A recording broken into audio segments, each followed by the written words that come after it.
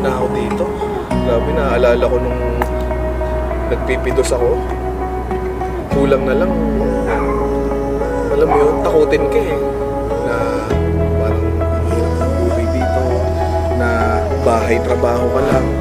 Yung tipong hindi ka pwedeng magtiwala sa mga tao sa paligid mo kasi alam mo yun, yung ang taas ng chance na pwedeng may masamang mangyari sa'yo.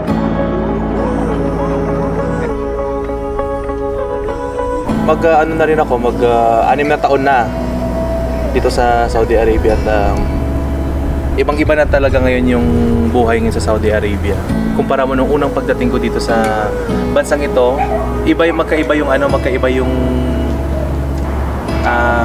table ng babae sa lalaki pag hindi sila mag-asawa. Tapos bawal ka ding tumingin sa mata ng babae kasi baka masampal ka.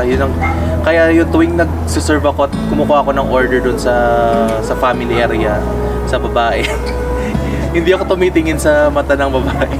Ano ko sa, yes madam, gumagano na. Comedy part. So, alam mo ba? Nag-try ako sa abroad.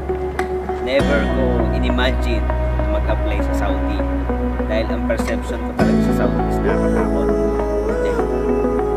Uno, latigo. Pero nakita ko yung pagbabago, lalo na sa technology. Kumbaga, hindi mo akalain na yung napuntahan mo is Saudi. Bye!